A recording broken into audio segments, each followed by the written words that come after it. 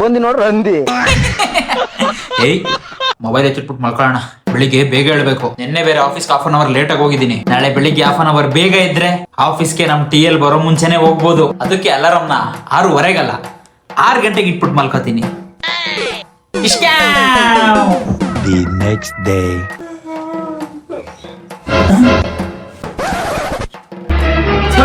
ಇವತ್ತು ಲೇಟ್ ಆಗಿ ಎಚ್ಚರ ಆಗೈತೆ. ಹಾಳಾದ್ ನಿದ್ದೆ ಅಲಾರಾಮ್ ಹೊಡೆದಿದ್ರೆ ಎಚ್ಚರ ಆಗಿಲ್ಲ.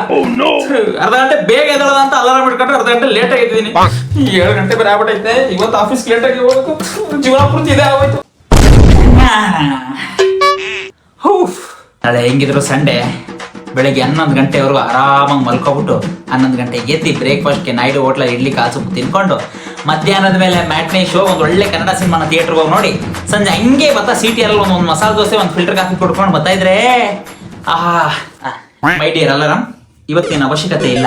Good night. The next morning.